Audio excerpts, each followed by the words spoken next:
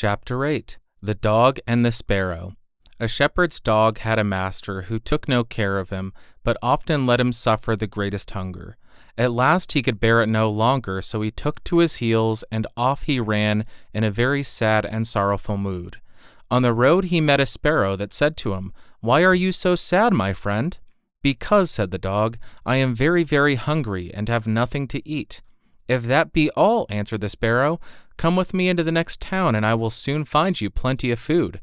So on they went into the town, and as they passed by a butcher's shop, the sparrow said to the dog, "Stand there a little while, till I peck you down a piece of meat." So the sparrow perched upon the shelf, and having first looked carefully about her to see if anyone was watching her, she pecked and scratched at a steak that lay upon the edge of the shelf, till at last down it fell. Then the dog snapped it up and scrambled away with it into a corner, where he soon ate it all up. "Well," said the sparrow, "you shall have some more if you will, so come with me to the next shop, and I will peck you down another steak." When the dog had eaten this too, the sparrow said to him, "Well, my good friend, have you had enough now?" "I have had plenty of meat," answered he, "but I should like to have a piece of bread to eat after it." "Come with me then," said the sparrow, "and you shall soon have that too."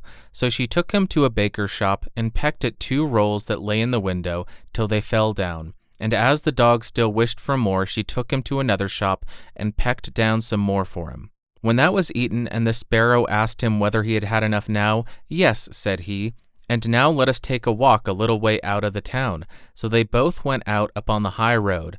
But as the weather was warm, they had not gone far before the dog said, "I am very much tired. I should like to take a nap." "Very well," answered the sparrow. "Do so, and in the meantime I will perch on that bush."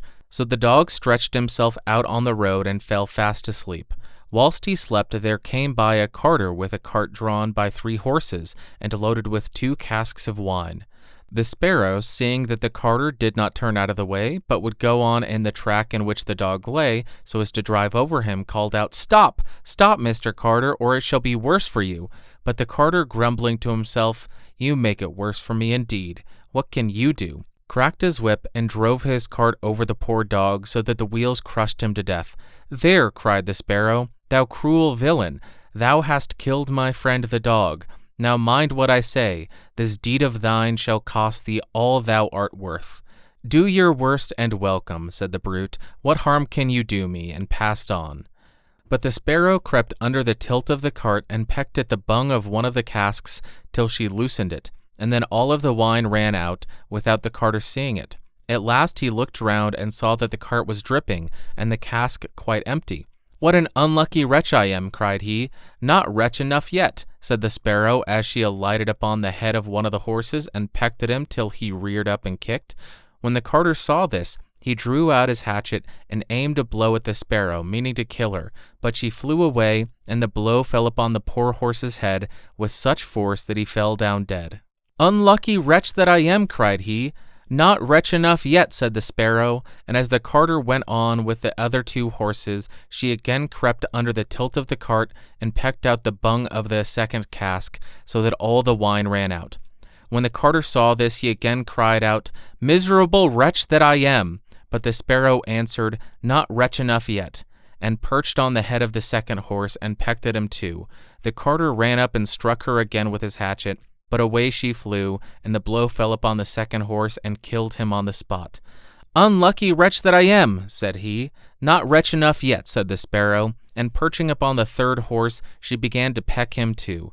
The carter was mad with fury, and without looking about him or caring what he was about, struck again at the sparrow, but killed his third horse as he done the other 2. "Alas, miserable wretch that I am," cried he. "Not wretch enough yet," answered the sparrow as she flew away. "Now will I plague and punish thee at thy own house." The carter was forced at last to leave his cart behind him, and to go home overflowing with rage and vexation. "Alas," said he to his wife, "what ill luck has befallen me. My wine is all spilt, and my horses all 3 dead." "Alas, husband," replied she, "and a wicked bird is come into our house, and has brought with her all the birds in the world, I am sure, and they have fallen upon our corn in the loft, and are eating it up at such a rate." Away ran the husband upstairs, and saw thousands of birds sitting upon the floor, eating up his corn, with the sparrow in the midst of them.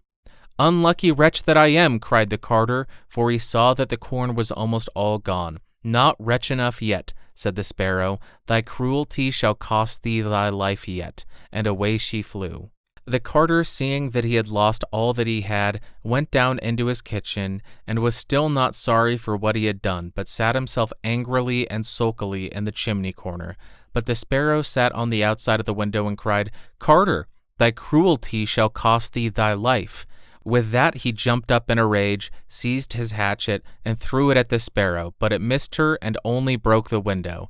The sparrow now hopped in, perched upon the window seat, and cried, "Carter, it shall cost thee thy life."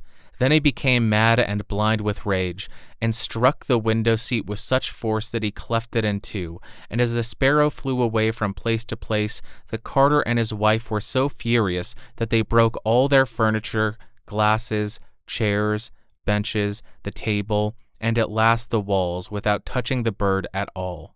In the end, however, they caught her, and the wife said, "Shall I kill her at once?" "No," cried he. "That is letting her off too easily. She shall die a much more cruel death. I will eat her." But the sparrow began to flutter about, and stretched out her neck and cried, "Carter, it shall cost thee thy life." With that he could wait no longer, so he gave his wife the hatchet and cried, "Wife, strike at this bird and kill her in my hand." And the wife struck, but she missed her aim and hit her husband in the head, so that he fell down dead, and the sparrow flew quietly home to her nest.